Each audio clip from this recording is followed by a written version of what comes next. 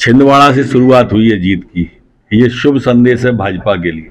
Sir BJP कहते हैं कोई भी नेता कितना ही बड़ा विजेता क्यों न हो जाए, चक्रवर्ती क्यों न हो जाए, प्रदेश देश क्यों न जीत ले, घर की हार बहुत टीसती है, बहुत तकलीफ देती है, बहुत पीड़ा देती है। और शायद इसी पीड़ा से इस वक्त पूर्व मुख्यमंत्री और कांग्रेस के प्रदेश अध्यक्ष कमलनाथ जूझ रहे होंगे। जी हाँ, क्या है ये पीड़ा आपको बताऊंगा। नमस्कार, मैं हूं भुवनेश सेंगर। नहीं जुड़े हैं तो जुड़ जाइए, द लपेटा को तत्काल सब्सक्राइब करें। बहुत बेबाकी के साथ अपनी बात रखते हैं, ज्यादा से ज्यादा हमें शेयर करें।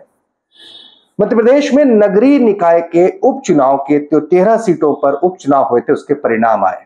13 सीटों पर उपचुनाव के परिणाम आए। 7 सीटें भारतीय जनता पार्टी के खाते में गई, 6 सीटों पर कांग्रेस ने जीत दर्ज की, अन्य मुकाबला लगभग बराबरी का। लेकिन एक सीट, एक वार्ड, उसका नतीजा पूरे मध्य प्रदेश में चर्चा का विषय बन गया।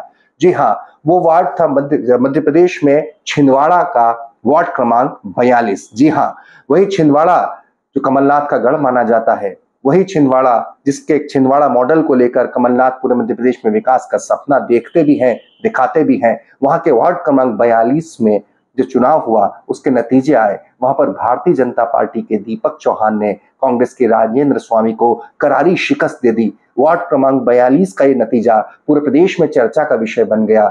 अभी तक कभी भी किसी एक वार्ड के नतीजे की इस कदर चर्चा नहीं होगी जिसकी तरह से छिंदवाड़ा के इस वार्ड की चर्चा हुई। और चर्चा ऐसी कि भारतीय जनता पार्टी के मध्य प्रदेश के शीर्ष नेतृत्व ने इसे शुभ संकेत माना, कहा यह जीत का शगुन है।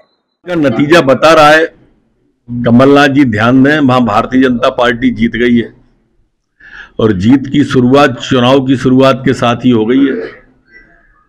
छिंदवाड़ा से शुरुआत हुई है जीत की, ये शुभ संदेश है भाजपा के लिए। सर बीजेपी आज ये साबित हुआ है कि पार्षद के चुनाव में श्रीमान कमलनाथ जी के अपील जारी करने के बाद, नकुलनाथ और कमलनाथ जी के एक छोटे से पार्षद के चुनाव में इन्वॉल्वमेंट होने के बाद सभी बूथों पर भारतीय जनता पार्टी ने जीत का इतिहास बना करके 436 वोटों से भारतीय जनता पार्टी के प्रत्याशी 436 वोटों से भारतीय जनता पार्टी के प्रत्याशी लगभग 62% वोट पा करके आज छिंदवाड़ा के अंदर इतिहास बनाया है। छिंदवाड़ा के स्थानीय निवासियों के मुताबिक वैसे भी ये नगर निगम का एक वार्ड का उपचुनाव किसी विधानसभा चुनाव से कम नहीं हुआ था, क्योंकि सवाल नाक का था, सवाल साख का था। कांग्रेस के लिए यूं तो मायने नहीं, लेकिन सवाल यह है कि बीजेपी कमलनाथ के उस अभेद्य किले में कहीं ना कहीं एक छेद करने में कामयाब जरूर हो गई।